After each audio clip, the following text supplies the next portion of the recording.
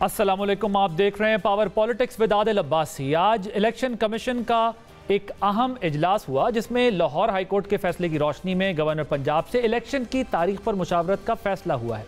हालांकि गवर्नर पहले ही तारीख देने से माजरत कर चुके हैं और दूसरी तरफ गिरफ्तारी और मुकदमात का सिलसिला हमें दिखाई दे रहा है। आज साबिक वज़ीर ख़जाना पर बगावत के मुकदमे का इंदराज हुआ और वज़ीर दाखिला ने शौकत तरीन जो कि साबिक फाइनेंस मिनिस्टर थे उनको गिरफ्तार करने की इजाज़त दे दी है। मुआशी फ्रंट से भी आज कोई अच्छी खबर नहीं आ रही। जनवरी के महीने में तरसीलात ज़र 13% कम हो गई हैं, जिससे डॉलर लिक्विडिटी क्राइसिस मज़ीद बढ़ने का इम्कान है।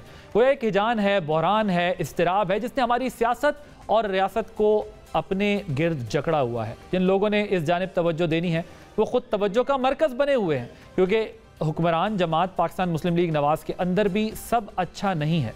अपोजिशन के मुश्किल वक्त में इकट्ठे रहने वाली जमात को अब हुकूमत के होते हुए अंदरूनी मसाइल का सामना है।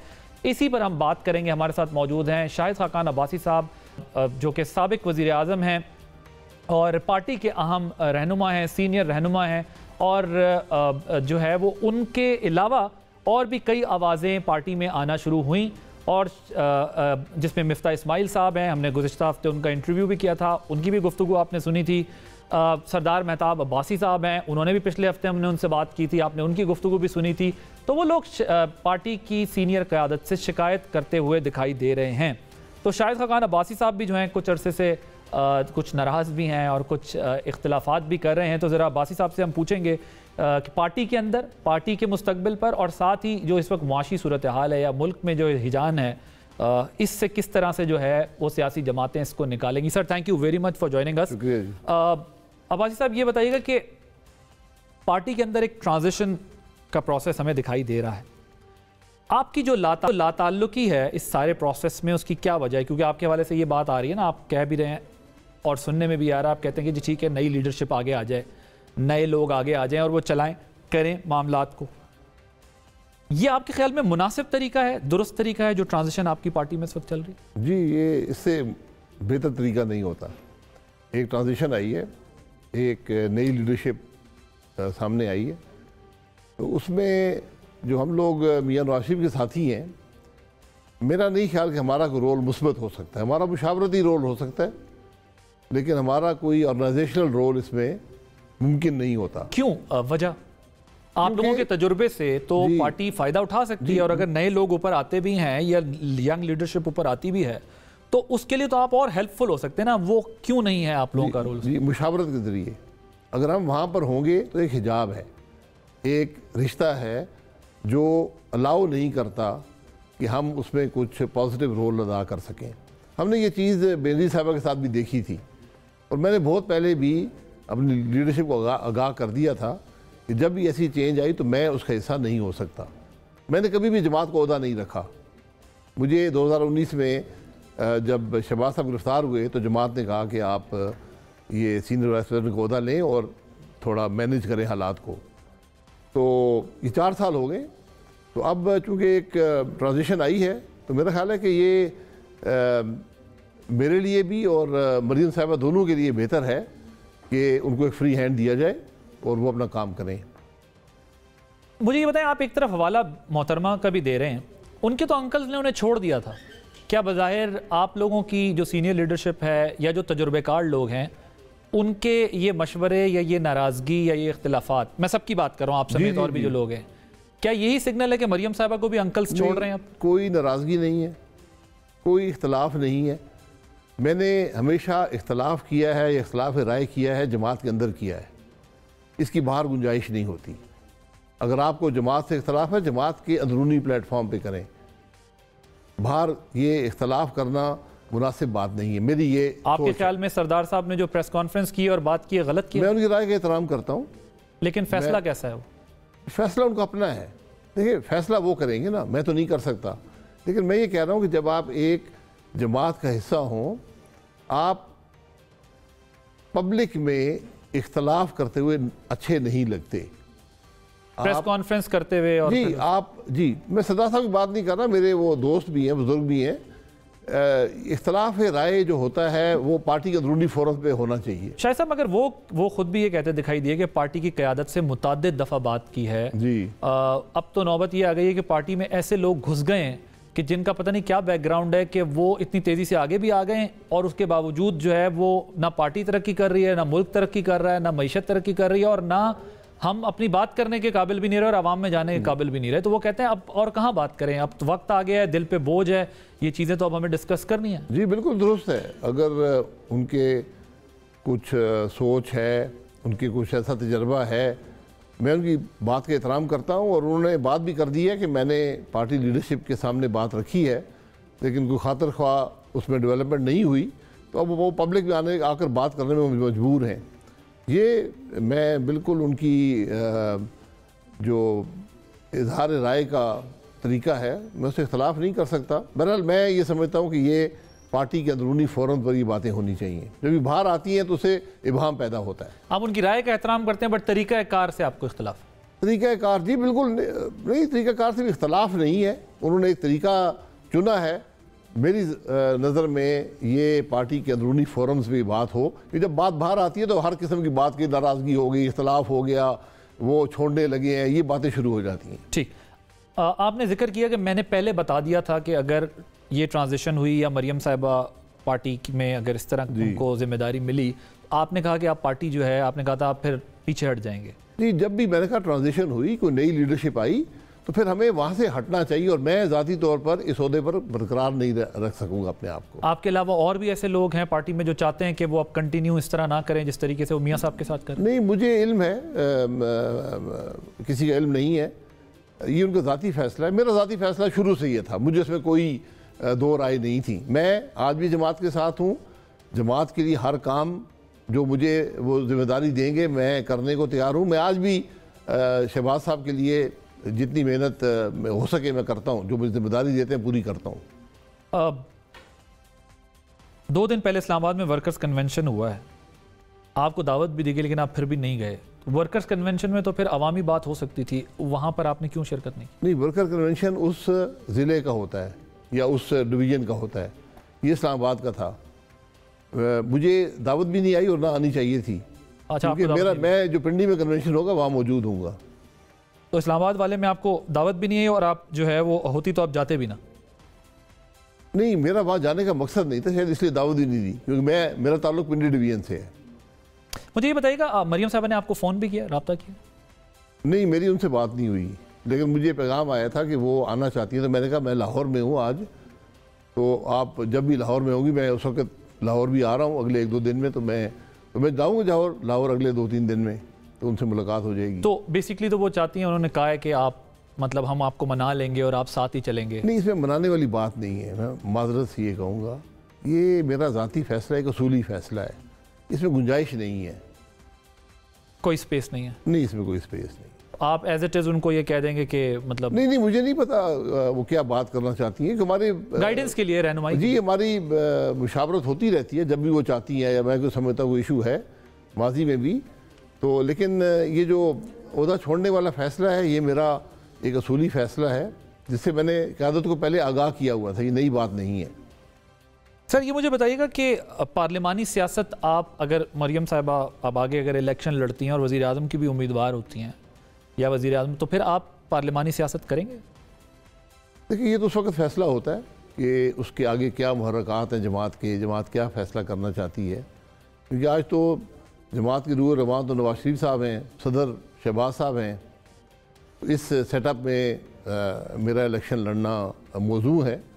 अगर मुस्तकबिल में मरीम साहब आती हैं तो फिर ये उस वक्त फ़ैसला करना पड़ेगा कि क्या ये पार्टी के लिए मुस्बत है, मेरे लिए है, उनके लिए बेहतर है या नहीं है। इलेक्शन आप मुस्लिम लीग नवाज से लड़ेंगे अगला? जी, अगर मैंने इलेक्शन लड़ा तो मुस्लिम नवाज से ही लड़ूंगा। इसके अलावा किसी और पार्टी? नहीं, मैं नहीं। ठीक, आज़ाद हैसियत से भी नहीं लड़ेंगे? नहीं, आपने लड़ना है इलेक्शन? देखिए, मैं इलेक्शन जब आप लड़ते हैं, जब आप जमात बदल के लड़ते हैं या आज़ाद हैसियत में लड़ते हैं, तो वो लोग जो आपके हलके के लोग आपके साथ चले होते हैं, आप उनके ख़िलाफ़ इलेक्शन लड़ते हैं। तो मैं अपने किसी उस दोस्त, मैंने सियासत हमेशा की है एक दोस्ती के माहौल में, अपने हलके में 35 साल हो गए, तो मैं किसी को इम्तिहान में नहीं डालना चाहता कि मैं उनको फोर्स करूं कि वो जमात छोड़ के मेरे साथ चलना शुरू हो जाए, आज़ाद हैसियत में किसी और जमात में आ जाएं, ये चीज़ इसको मैं मुनासिब नहीं समझता। ठीक, मैं ज़रा क़यादत की ट्रांजिशन से निकल कर ज़रा जो एक बयानिया है उस पर ज़रा बात करना चाहता हूँ कि कुछ तजादात नज़र आ रहे हैं, फ़ैसला साजी में कुछ कन्फ्यूजन है। पहले ज़रा बयानिया वाले मामले पे आपको गुफ्तवाते हैं पार्टी के अंदर, फिर उसके बाद अगली बात करते हैं। सुनवाइएगा। हमें तो कहा जाता है ना कि 8 महीने की हुकूमत है, ये हुकूमत 28 नवंबर के बाद शुरू हुई है। इससे पहले लाडली के सरपरस्त मौजूद थे। हमने कभी नहीं कहा कि जी 28 नवंबर के बाद हमें हुकूमत जो है वो मिली है। मुस्लिम लीग नून की नायब सदर मरियम नवाज ने यही कहा है। राना सनाउल्लाह साहब वो अपना पार्टी लीडर हैं, वो जब आवाम से बात करती हैं तो वो अपनी राय का इजहार कर सकती हैं, लेकिन कब आपको वज़ीर आज़म ने या हुकूमत ने या कैबिनेट ने कहा है कि हमें 28 नवंबर के बाद हुकूमत मिली है?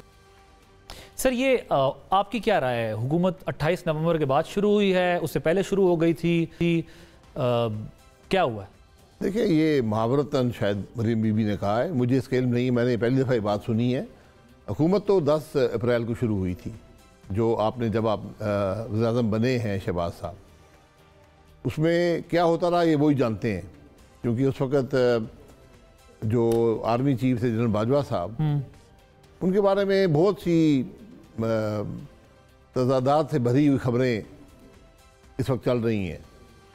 कुछ उन्होंने ख़ुद बयान फरमाया है, कुछ इमरान खान साहब कह रहे हैं, कुछ इंटरव्यू ऐसे दिए गए हैं, तो अजीब अजीब बातें हैं। तो हो सकता है कि प्राइम मिनिस्टर साहब से कोई उनकी ऐसा कंस्ट्रक्टिव माहौल ना हो जिसमें वो काम कर सकें, तो इसलिए ये शायद मुहावरतन कहा गया कि जब नए आर्मी चीफ आए तो उस दिन से काम होना बेहतर शुरू हुआ है।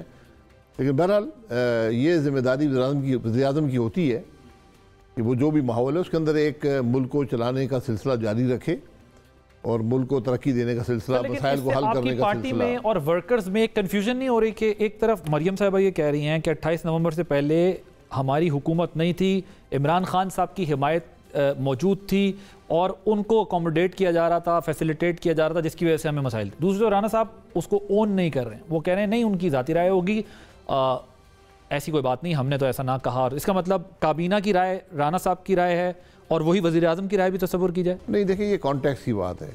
मरीम साहबा ने एक सियासी कॉन्टेक्स्ट में बात की है। राना साहब जो है वो काबीना के मेंबर हैं और वो 10 अप्रैल से काबीना के मेंबर हैं। वो ये नहीं कह सकते कि उससे पहले हुकूमत नहीं थी, हुकूमत तो मौजूद थी। जो मरीम बीबी ने जिस कॉन्टेक्स्ट में कहा है, जिसके बारे में मैं स्पेकुलेशन ही कर सकता हूँ, मुझे नहीं पता क्या कॉन्टेक्स्ट था, तो उनका मकसद ये होगा कि जनरल बाजवा से मामलात जो थे वो नहीं, उस वक़्त तजाद था मुल्क को चलाने के अंदाज में। तो बहरहाल ये एक सियासी बात होती है, इसको इससे आगे बढ़ाने की बहल कोई गुंजाइश नहीं है। सर अब ये जो एक कन्फ्यूजन की ज़रा सी बात करते हैं, मुझे लगता है कि वो एक जो डिफरेंस ऑफ ओपिनियन जैसे आप कह रहे हैं या अपनी अपनी अंडरस्टैंडिंग आप जैसे कह रहे हैं, उसकी वजह से एक कन्फ्यूजन फैल रही है। एक पैगाम ऐसा जा रहा है आपकी पार्टी के लिए कि जैसे क्लियर नहीं है आप लोग बहुत सारी चीज़ों में कि अब मुस्तकबिल में क्या करना है। हुकूमत तो ले ली, फंस गए, मुश्किलात तो बढ़ गई, लेकिन अब नहीं समझ आ रहा क्या करना है। जहाँ नून लीग बतौर हुकूमत और नून लीग बतौर जमात बहुत सारी चीज़ों पर हमें एक पेज पर नहीं नज़र आ रही। मैं ज़रा आपको दिखाता हूँ, फिर इस पर गुफ्तगू करते हैं। क्या कहते हो? मुस्लिम लीग नून इलेक्शन से डरती है? इलेक्शन से वो डरता है जो सिलेक्ट होकर आया है। तुम जमान पाक में छुपकर बुज़दिलों की तरह बैठे हो। मुस्लिम लीग नून मैदान में इलेक्शन की तैयारी शुरू कर चुकी है। हमारी ये राय जरूर है कि इलेक्शन अगर इकट्ठे होंगे तो उनके फ्री और फेयर होने के ज्यादा चांसेस हैं। दूसरी सूरत में मुल्क में इस्तेहकाम नहीं आएगा, बल्कि ये अफरा तफरी और अनारकी फैलने का खदशा है। ये हमारी एक पोलिटिकल ओपिनियन है, हमारी एक राय है। शायद साहब क्या ओपिनियन है कि इलेक्शन तैयारी हो गई है, इलेक्शन लड़ने जा रहे हैं, नहीं लड़ने जा रहे, अलग होने हैं, साथ होने हैं, योर टेक ऑन? देखिए, सियासी जमात हर वक्त इलेक्शन के लिए उसको तैयार रहना चाहिए। अभी कुछ बाई इलेक्शन हैं कौमी असम्बली के, वो होने हैं अप्रैल के महीने में, उसमें कोई और चॉइस नहीं है। जब सीट खाली हुई उसके 60 दिन के अंदर इलेक्शन होना है। 2 असम्बलियाँ तहलील हुई हैं, वो इलेक्शन 90 दिन के अंदर होना है। ये आइन की रिक्वायरमेंट है। इससे आगे नहीं जा सकते, इससे आगे आप नहीं जा सकते, कोई स्पेस नहीं है। जी आप कॉन्स्टिट्यूशन में there is no such constitution पढ़ लें, उस लिखा हुआ स्पेस। Not later then. तो एक कॉन्टेक्स्ट दिया जाता है शायद साहब कि मोहतरमा की शहादत के बाद इलेक्शन आगे चला गया था। Do you buy that argument?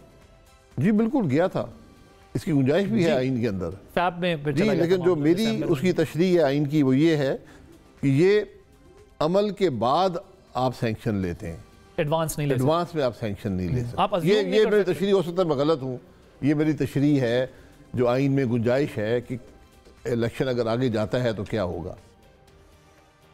ठीक, आर्टिकल 254 के जी अंदर मेरे ये ख्याल है space शायद यही नंबर है आर्टिकल। जी।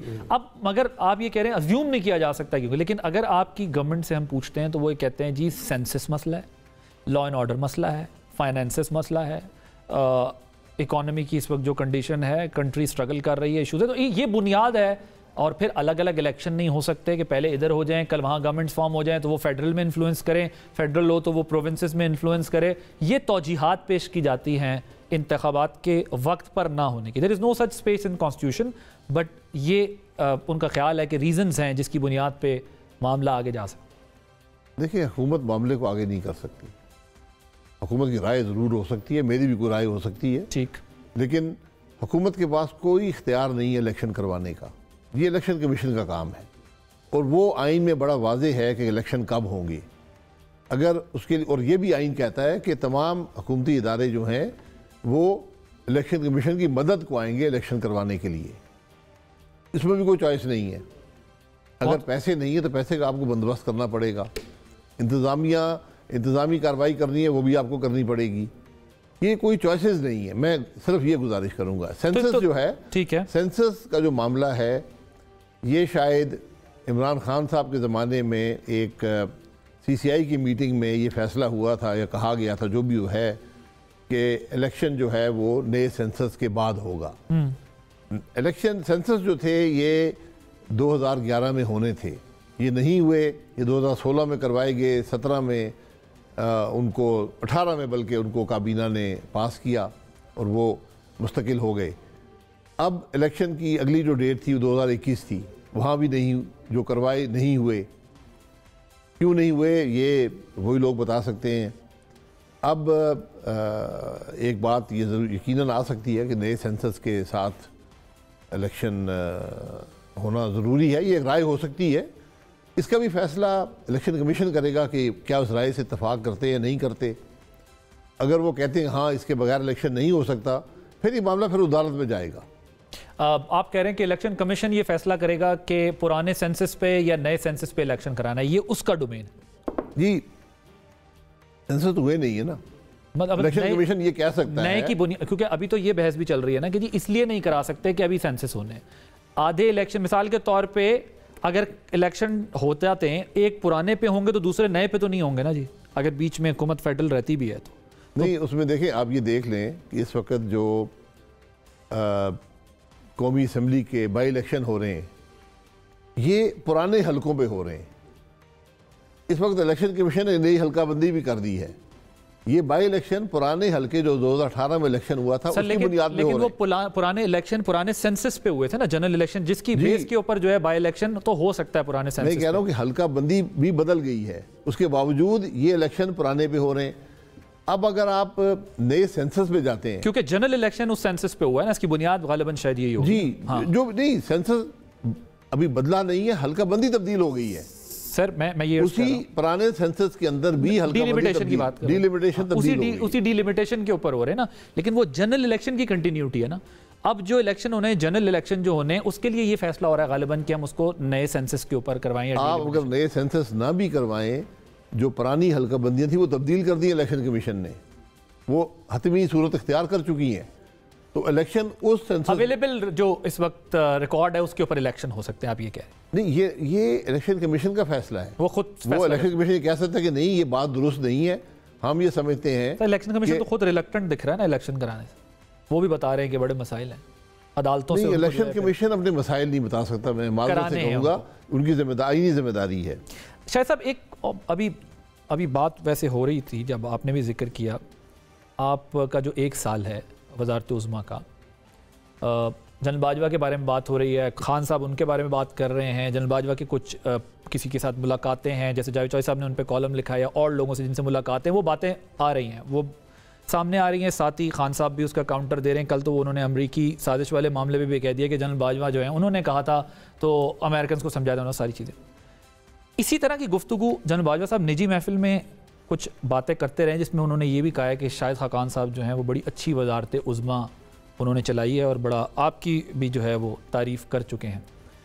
ये जो कन्फ्रंटेशन, जो माहौल जहाँ पर इस वक्त चला गया है, ना सियासी जमातें नताइज मानने को तैयार हैं, सियासी जमातें इस्टेब्लिशमेंट को, इस्टेब्लिशमेंट की तरफ से सियासी जमातों को, ये जो एक इल्ज़ामात का, लड़ाई झगड़े का माहौल है, वेयर आर वी हेडिंग? मतलब इसका कोई लॉजिकल कंक्लूजन है, कुछ है? कहीं जो है वो ये है कि जी हमने ये नहीं किया, दूसरी तरफ से कि जी हमने ये नहीं किया। जिम्मेदारी कोई क्यों लेने को तैयार? कोई भी जिम्मेदारी लेने को तैयार नहीं। ये मुल्क आगे कैसे बढ़ेगा? इसलिए कि जिम्मेदारी सबकी है, कोई बरी जिम्मा नहीं है जिम्मेदारी से। अगर कोई ये कहे तो मैं उसका जवाब देने को तैयार हूँ। सब इस हमाम में जो है ना वो, इसलिए आज लीडरशिप का इम्तिहान है, आज पॉलिटिकल लीडरशिप का इम्तिहान है कि क्या वो अपने सियासी मफाद से बाहर निकल कर मुल्क के मफाद को तरजीह दे सकते हैं या नहीं। मैं आपको हकीकत से कहता हूँ, मेरा ये सवाल है कि क्या आज इलेक्शन आपको मसाइल का हल देगा? मैं जमहूरियत का हामी हूँ, इलेक्शनों का हामी हूँ, हर मसले का हल इलेक्शन में निकलता है।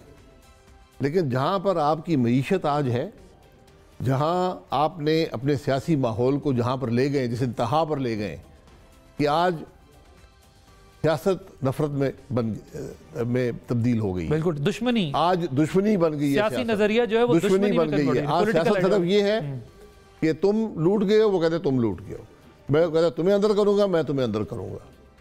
ये सियासत बन गई है।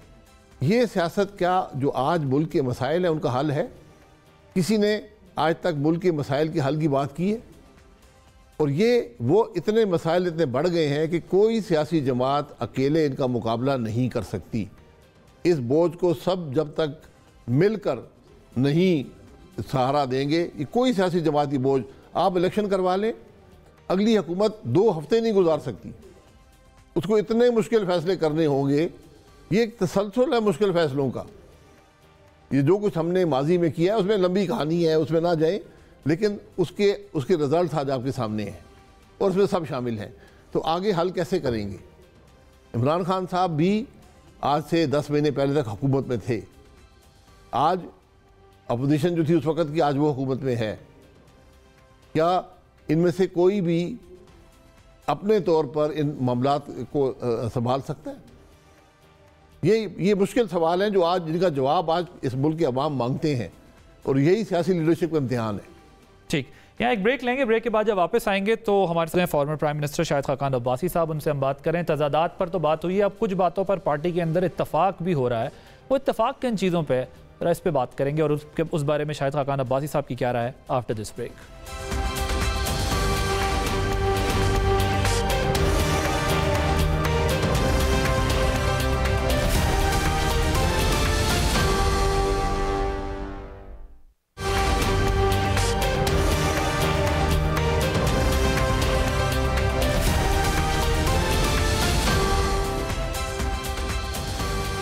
Welcome back. अब एक मामला जिस पर पीएमएलएन में इत्तफाक है और वो है इमरान खान साहब की नाअहली का मामला। जरा आपको सुनवाते हैं कि मुस्लिम लीग नून की जानिब से इस पर क्या बयान आता है। बाजवा साहब जब रिटायर हुए तो उन्होंने लोगों को कहा कि मैं मानता हूं कि इमरान खान जैसा ब्लंडर हमसे हुआ है, अब एतराफ काफी नहीं, इस फितने को उठाकर सियासत से बाहर फेंकना पड़ेगा। इमरान खान के खिलाफ कार्रवाई से मुराद वो 2+2=4 है। अदारे जो हैं वो तहकीकात कर रहे हैं और अनकरीब गिरफ्तारी का मरहला भी है जो है वो आने को है। ये सबूत जो है वो सारे अदालतों तक जाने को हैं और उसके जो खिलाफ केसेस हैं उसमें भी फैसले आने को हैं। उसे मालूम है कि मैं पकड़ा भी जाऊँगा और नाहल भी हो जाऊँगा।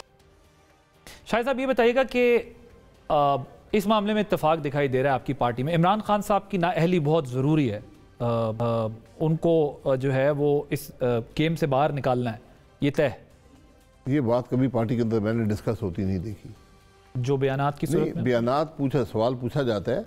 बात ये है हमारा और या मेरा मौक़िफ़ समझें वो ये है कि इंसाफ का, मैं किसी के नाअहली के हक़ में नहीं हूँ। सियासतदान की नाअहली पोलिंग स्टेशन पर होती है, अवाम का फ़ैसला होता है। हमारे मुल्क में फ़ैसले हुए हैं। इस मुल्क के 3 दफ़ा के वज़ीर-ए-आज़म जब वो एक कामयाब हुकूमत चला रहे थे, इस मुल्क के सुप्रीम कोर्ट ने ट्रायल कोर्ट बनकर 10,000 दरहम ना लेने पर, मैं फिर गुजारिश करूँगा, 10,000 दरहम जो उनके बेटे की कंपनी से उन्होंने फ़ीस लेनी थी, ना लेने पर उन्होंने हुकूमत तोड़ी। मुल्क के सुप्रीम कोर्ट ने हुकूमत तोड़ी, ताहियात नाअहल किया, उसके बाद सियासत से अलहदा किया, सियासी ओहदा रखने से अलहदा किया। उसके बाद उनकी ज़ेर निगरानी जो ट्रायल नैब का ट्रायल था, उसमें डेट पीछे कर कर इलेक्शन के ऐन दरमियान कन्विक्शन की और वो जेल चले गए।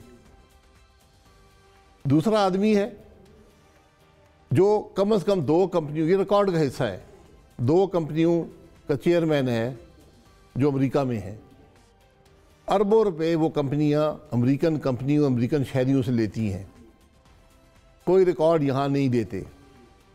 पैसा यहाँ भेजा जाता है, यहाँ से गायब हो जाता है। कुछ पैसा आता है, कुछ नहीं आता, कोई रिकॉर्ड नहीं है।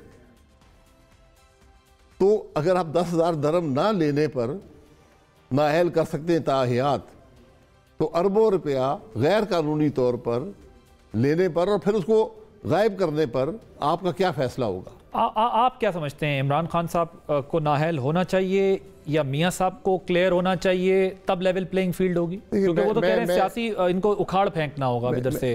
और ये वही आपके दौर में भी जब आपकी ऑपोजिशन ये बयान देना शुरू हो गई थी कि अब ये चले जाएंगे, अब ये जा रहे हैं, अब इन्होंने फारिग होना है, अब इन पे केसेस हैं, अब इन्होंने जेल जाना है, अब फिर हम यही चीज़ सुन रहे हैं। तो क्या मियां साहब क्लियर होंगे तब इमरान खान साहब के साथ मुकाबला होगा, या इमरान खान साहब को नाअहल किया जाएगा तब मुकाबला होगा लेवल प्लेइंग फील्ड करने के लिए? आप इस हक में हैं कि उनको, आपने कहा कि मैं किसी सियासी जमात के सरबराह के सियासतदान के नाअहल होने के हक में नहीं हूं, so as you are not in favour of. मैं कह रहा इंसाफ का तकाजे बराबर होने चाहिए, इंसाफ का पैमाना एक होना चाहिए। नवाज शरीफ के लिए एक पैमाना, बाकियों के लिए दूसरा पैमाना नहीं हो सकता। तो फिर इमरान खान साहब भी उसी मेयार पे पूरे उतरेंगे? ये अदालत का काम है, खुद फैसला कर ले। उनका अपना फैसला है नवाज शरीफ साहब के मामले में। 10,000 दरहम ना लेने पर एक आदमी गैर कानूनी पैसे लेता है, कंपनियों का चेयरमैन है, तो इसका मतलब तो उन्हें नाअहल होना चाहिए ना? फिर भाई केस तो आप खुद कह रहे हैं, अदालत फैसला करे, केस वाज़ेह है। अच्छा सर, मुझे ये बताइएगा कि वो, क्योंकि उन्होंने खुद भी कहा है कि शर्त रखी है, इमरान खान साहब ने कहा है कि मियां साहब ने शर्त रखी है कि मुझे जो है वो नाअहल किया जाए, मुझे नाअहल करवाने के लिए लेवल प्लेइंग फील्ड शर्त रखी है। ये तो वही बता, अदालत को कहा है कि शर्त रखी है। अजीब, देखें इमरान खान साहब नहीं, वो ये कहना चाह रहे हैं ऐसा हो सकता है जी, पॉसिबल है, अगर कोई किसी को नाअहल कराना चाहे तो इस मुल्क में कराया जा सकता है कहीं से भी। तो ये कहना, फिर इमरान खान साहब खुद यहाँ कैसे बैठे हैं? उसी नाअहली के नतीजे में बैठे हैं, वो इतराफ़ कर रहे हैं। यहाँ अजीब बात यह है कि इस मुल्क के साबका आर्मी चीफ, इस मुल्क के साबका वज़ीर-ए-आज़म ये खुल्लम खुल्ला इतराफ़ करते हैं कि हमने आइन की धज्जियाँ बखेड़ी, हमने आइन तोड़ा, खुल्लम खुल्ला इतराफ़ करते हैं। तो अदालत नोटिस लेना इस बात का। बाजवा साहब कहते हैं मैंने फलाने को यहाँ लगाया, मैंने मुझे फाइनेंस मिनिस्टर पसंद नहीं था, मैंने ये कहा, मैंने वो कहा। किस कानून के तहत वो ये कर रहे थे? इमरान खान साहब किस कानून के तहत ये सब मामला चला रहे थे? इमरान खान साहब खुद कहते हैं मैं फलाने को मैंने अंदर किया, मैंने फलाने को करप्शन में पकड़ लिया, मैंने ये कर दिया। किस कानून के तहत? शायद साहब ये बताएंगे मियां साहब की वापसी के लिए किस बात का इंतजार हो रहा है? हालात साजगार अभी नहीं है या कोई और वजह? मियां साहब अभी मैंने आपको बताया, भूल गए। ताहियात नाअहल किया आपने? नहीं सर, अदालत से अलहदा कर दिया। मैं आपको नहीं कह रहा, अदालत से अलहदा कर दिया। अदालत ने सियासत से अलहदा कर दिया, जेल में डाल दिया। 2 कन्विक्शन हैं, दोनों इतनी मशकूक हैं कि जिस कागज़ पर लिखी है वो रद्दी के कागज़ होने के काबिल नहीं है। और आज आप मुझसे सवाल कर रहे हैं कि मियां साहब कब आएंगे? तो आपके ख्याल में इस वजह से नहीं आ रहे? मियां साहब इलाज करवा कर आएंगे, सीधी बात है। ये फैसला उनका है कब आएंगे। जब आएंगे अदालत के हवाले अपने आप को कर देंगे, अदालत फैसला लेकिन साथ साथ आप ये भी कह रहे हैं कि अदालत से उनको नाअहल करवाया गया, इस वजह से वो जो है नहीं, मैं ये कह रहा हूँ कि हमें आज फिक्र क्यों है, क्योंकि शख्स को सियासी कद काट है ना, इस मुल्क के अंदर उसकी सियासत में कोई जगह है जिसको अदालत ख़त्म ना कर सकी, जिसने भी ये फैसले कराए वो ख़त्म ना कर सके। शौकत तरीन साहब की गिरफ्तारी का अप्रूवल हो गया, ठीक फैसला हुआ है?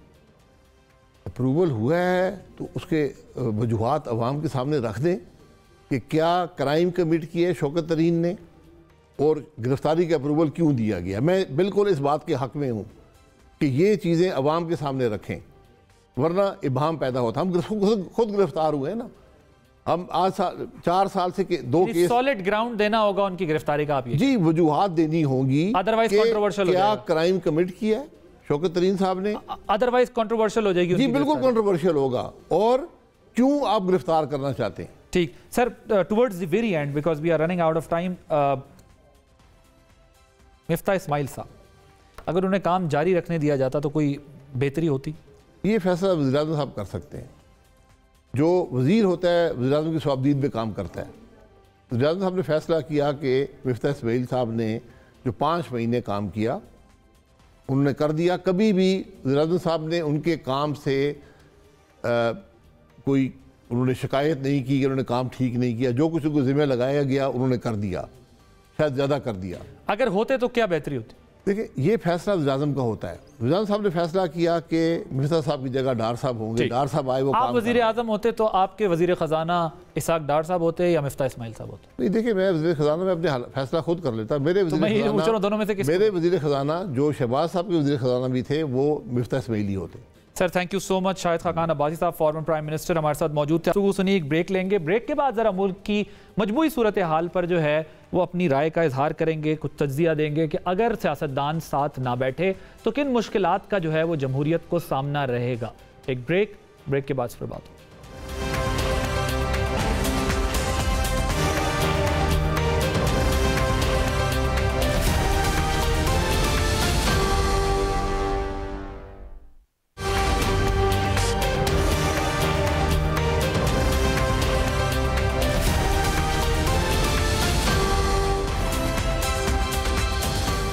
पाकिस्तान को हिजानी कैफियत से निकालना सबकी जिम्मेदारी है। मुल्क की सियासी और मुआशी ज़बूहाली का हल सिर्फ सियासी बसीरत में है। सियासत में हरीफ जमातें आपस के इख्तलाफात को इख्तलाफ राय तक रखती हैं, सियासी दुश्मनी नहीं बनाती, क्योंकि दुनिया भर में जहाँ सियासी मामलात ज़ाती दुश्मनी में तब्दील हो जाते हैं वहाँ जमहूरियत अपना वजूद बरकरार नहीं रख पाती। सियासी रहनुमाओं की तंग नज़री और हटधर्मी पाकिस्तान को सियासी मुनाफरत और अदम बर्दाश्त की जानिब धकेल रही है, जिसकी मुज़र असरात का इदराक और अजाला अगर अभी ना हुआ तो ये वक्त फिर कभी हाथ नहीं आएगा। अगर इलेक्शन ही मसले का हल है तो 3 बड़ी जमातों के सरबराहान शहबाज शरीफ, आसिफ जरदारी और इमरान खान मिल बैठें और इलेक्शन की मुतफ़िक़ा तारीख का ऐलान करें। सियासत को इंतकाम, इल्ज़ामात और मुकदमात का मैदान बना दिया जाए तो इंतशार फैलता है। इमरान खान साहब पै दर पे वार करके अपने इक़्तिदार की राह में आने वाली हर रुकावट को हर हाल में हटाना चाहते हैं। उनकी इस हिकमत अमली ने मुल्की मामलात को ख़तरे में डाल दिया है, क्योंकि जब तक इत्तफ़ाक़ राय पैदा नहीं होगा तब तक जो है ये मसाइल हल होने वाले नहीं हैं। अपने तमाम सियासी हरीफों को रास्ते से हटाने की कोशिश में इमरान खान साहब ने बड़े बड़े इल्ज़ामात लगाए हैं। आसिफ जरदारी साहब को उन्होंने कहा है कि वो मेरे कत्ल के मंसूबे में मुलव्विस हैं, और कभी उन्होंने नून लीग की तरफ भी इशारा किया है कि उनकी क़यादत ने वज़ीराबाद हमले का पर्चा कटवाया है। और यही सियासी हरीफ इन सब इल्ज़ामात के बावजूद जब मुज़ाकरात की मेज़ पर आने की दावत देते हैं तो इमरान खान साहब उसको कबूल नहीं करते, और ऊपर से ये भी कहते हैं कि फ़ौज कहेगी तो मैं APC में शिरकत कर लूँगा। फ़ौज क्यों कहेगी, फ़ौज को क्यों कहना चाहिए, और फ़ौज का इस मामले में रोल क्यों होना चाहिए? APC में सियासी जमातों का फ़ैसला होना चाहिए कि उसके अंदर बैठें या ना बैठें। सियासी लीडर खुद तो जिम्मेदारी कबूल करने से इस वक्त कतरा रहे हैं और एक दूसरे की बेतौकीरी करते भी नज़र आ रहे हैं। मुल्क के सियासी मुस्तकबिल पे जो है वो सवालिया निशान लगते जा रहे हैं। अगर इमरान खान साहब को इलेक्शन वाहिद हल नज़र आता है तो उनको चाहिए कि दीगर पार्टियों के साथ मिलकर जो है बैठें, बात करें, और मामलात ज़िद और जो है वो ज़ाती अपनी जो उनके नज़रियात हैं, ख्वाहिशात हैं, उससे हटकर भी जो है वो उस पर बात करें। क्योंकि अगर सिर्फ वो अपनी मामलात तक ही महदूद रहेंगे और अपनी ही ज़िद पर कायम रहेंगे तो मुझे नहीं लगता कि मौजूदा हालात में कोई बेहतरी पैदा हो सकती है, और दीगर जमातों को भी ऐसा ही करना चाहिए, क्योंकि मुल्क जो है वो इंतशार की सियासत का मुतहम्मिल नहीं हो सकता।